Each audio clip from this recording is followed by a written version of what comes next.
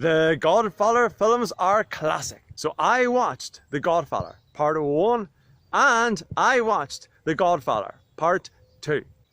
This happened. Alright, Godfather, I'm ready. Let's go. Let's do it. Let's do it. Yeah!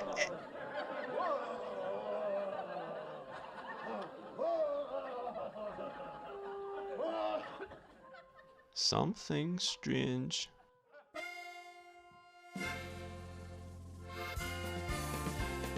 Rolling in the hay, rolling in the hay. It's just a little game that the farmers love to make. The subject, The Godfather and The Godfather Part 2. Date of release, 1972 and 1974. Alleged crimes, too long and too slow. Background. So, the Godfather films are classic crime dramas initially taking place in the 1940s and centering upon the New York Corleone crime family led by Don Corleone. You can act like a man! What's the matter with you? He wishes to operate their criminal activities peacefully, to maintain a strong family circle, avoid war with the other families, and for his son Michael to follow a legitimate career path. And he gets flipping none of that. The films are not just about the Big Daddy Don either. Oh no, they follow the transfer of power to that scallywag Michael. Here he is, look at him, the sweet angel of the family, the Cinderella, a soft-spoken decent fella who endeavours to remain separate from the family business, to stay clear of all their shenanigans and spend the majority of his time with his sweetheart, his wee dear Diane Keaton, and maybe return to his quiet, humble college studies. These are some legendary movies as well, not only scoring huge at the box office but collecting buckets of Oscars and other awards as well. And guess what millions of voters on IMDb rated them as? The second and third best films ever made. Seriously, second and third, right under Shawshank Redemption. So grab an orange and jump on board. Let's knock him dead. Let's go. Yeah!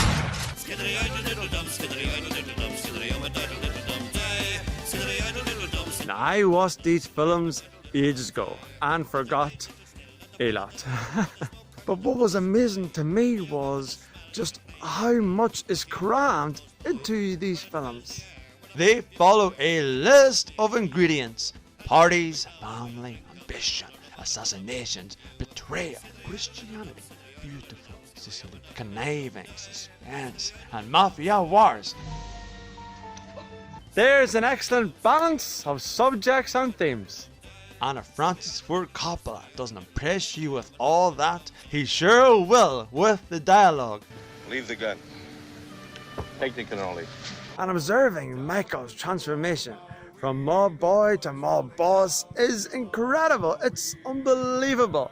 This is a story we've seen hundreds of times since. A rise to power coinciding with a decay in principles. We've seen it in riveting dramas like Citizen Kane, Breaking Bad, Shakespeare's Macbeth, and Shakespeare's Mean Girls. But in the crime drama genre, this is the first to really knock this story out of the park. You scarcely notice the transformation unless you compare Michael at the start of the first film with the beginning of The Godfather Part 2. Gosh darn it, you want him to succeed. You really want him to be the king of the underworld, but you realize he can't acquire his crown without losing his soul. And that brings me to the acting.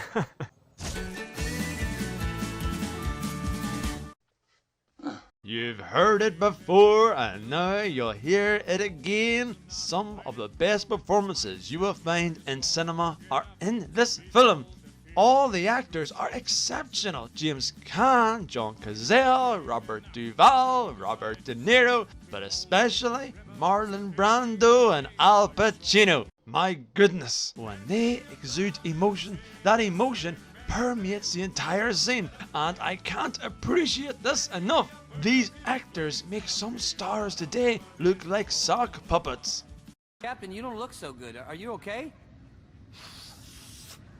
I am now. And as an adult, there are now several aspects of this film I appreciate. Like how the cinematography is stunning for films released in the 1970s. And the music, what beautiful, captivating, majestic magic was that? Oh, it's beautiful. But problem. Now wait, you know I have to mention this.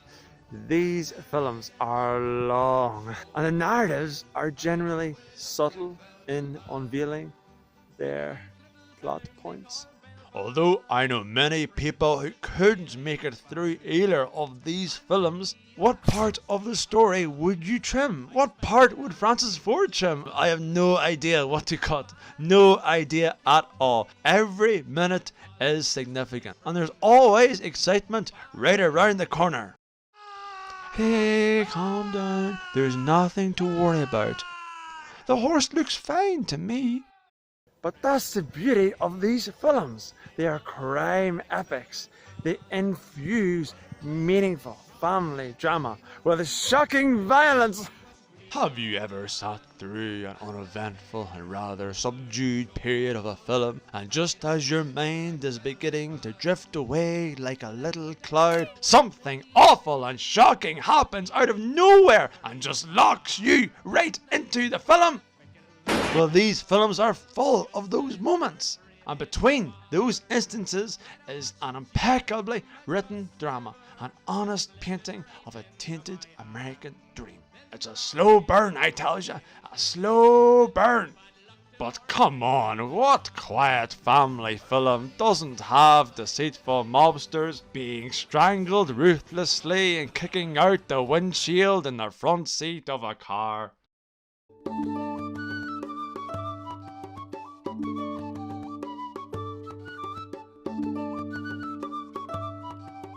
But when all's said and done, these are still two classic films that stand the test of time.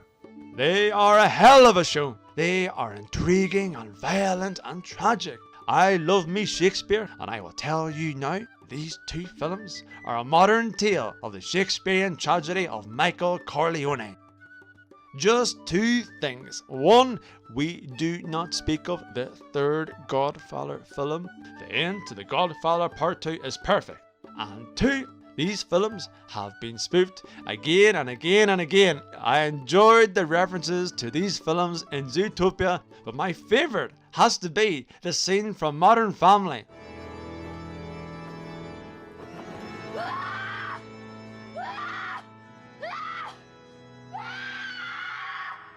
Okay, I gotta stop here. These films are great. 10 out of 10, 1,000 out of 1,000, 6 beers out of 6 beers. Two best children's films of all time.